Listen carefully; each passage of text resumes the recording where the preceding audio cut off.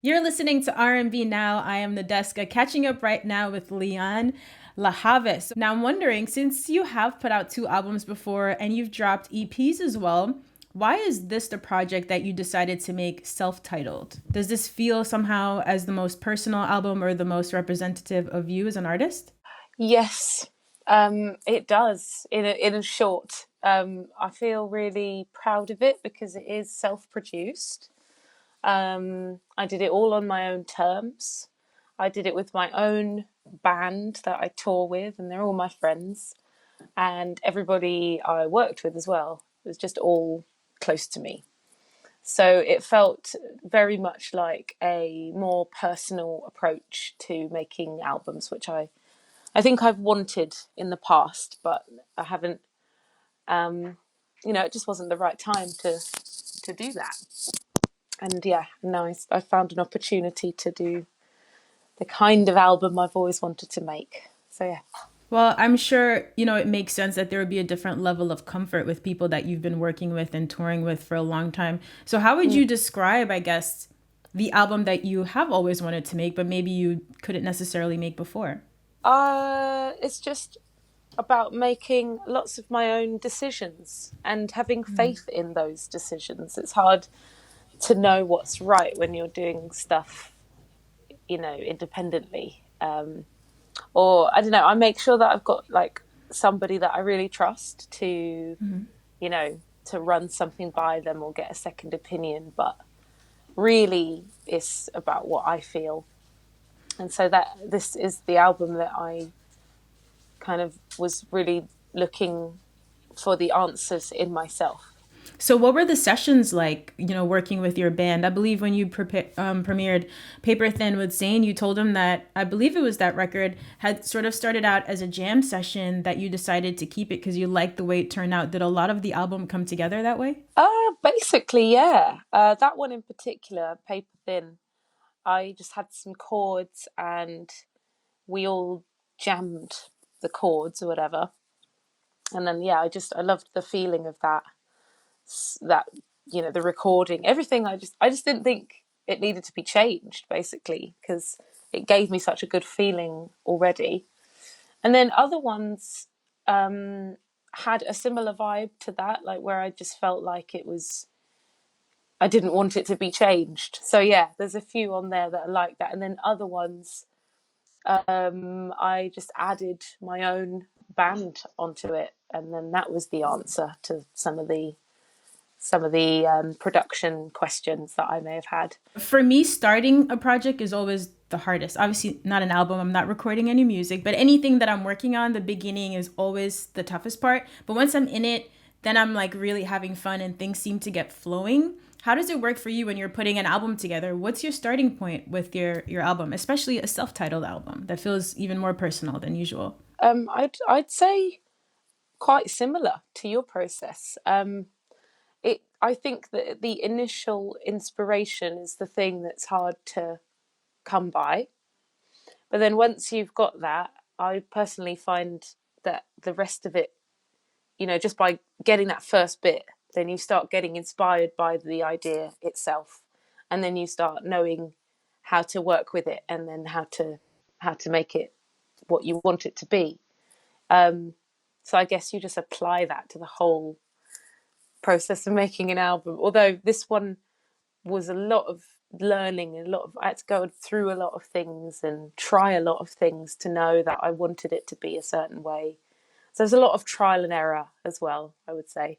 Your last album was nominated for a Best Urban Contemporary Grammy. I think with everything we see going on in the world right now, all of the Mm, protests and all of the tough yeah, discussions we're having, one of the big topics in music is sort of doing away with this label of urban. Some people feel like it boxes them in. It's trying to yes. really define a sound in a narrow way. So I'm curious how you feel based on your early inspiration, your first projects and the EPs, how your sounds have evolved because R&B is a very expansive genre at this point, right? I feel like there's a lot more freedom and room to create. So where do you Mm-hmm. feel like your sound falls on that spectrum now? This is a very interesting question because I always have not felt quite like I fit into the traditional idea of R&B, but I also am extremely inspired by loads of R&B music, and that's what I grew up listening to mostly. Um, but I am influenced by other loads of other types of music, so it's hard to, I don't know, I've always found it hard to define myself as just an R&B singer, because obviously I play guitar as well, and the guitar is a certain style that I play. And then I also am really influenced by jazz and soul and folk music and, loads of other stuff that I was listening to. Um, but again, but at the same time, yeah, it is really hard to, I don't know, 'cause I guess You know what? Yeah, and people you don't need, have to have the perfect answer for that, because that's the thing. It's, you mentioned traditional R&B, right? I think we've come a yeah, long way from that. And yeah.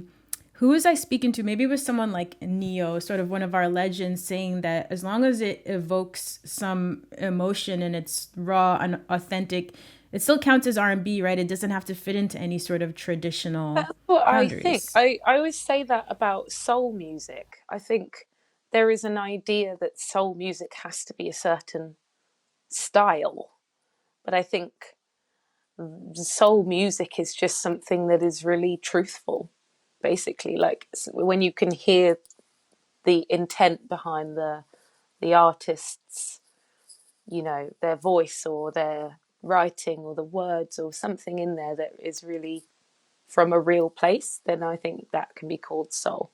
But when you're talking about the Grammys and whether the category should be called urban, it does imply certain things. And it can be a little bit restrictive maybe when the actual style is very different. Because if you look at that category, the year I was nominated, there was such a broad array of different styles in that same category. And I think they could have gone in, we all could have been in lots of different categories. So it is interesting, and I'd like to see what they do in the future with that.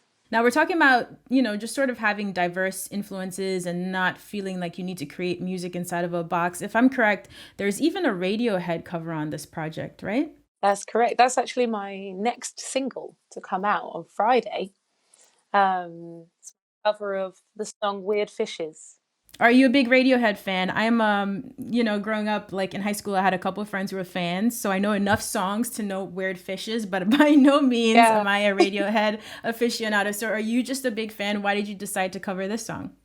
I am just a big fan. And I would say also I'm not totally an expert on every single one of their albums, but my personal favourite album is called In Rainbows, and that's where this song comes from, Weird Fishes.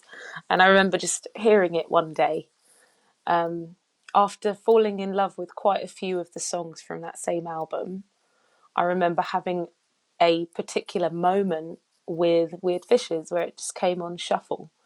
And I was walking in, wherever it was I lived in London, and the weather was all kind of weird and all the cloud. It was like stormy, but without being a storm yet, if that makes sense. So the clouds were signifying that it was going to be a storm, and I just remember hearing this music and looking at the clouds and just feeling like I was being feeling like I was in a different place to where I actually was.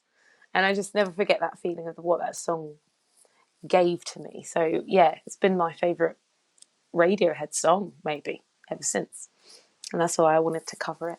It's really a beautiful song. I understand what you mean. You can definitely have an out of body experience, I think, listening to this record. It's something about the instrumentation on it. The Yes, vibes are just on another level. and it's really timeless and really well recorded, but so contemporary. Actually, it's really modern sounding, but it's never gotten old for me.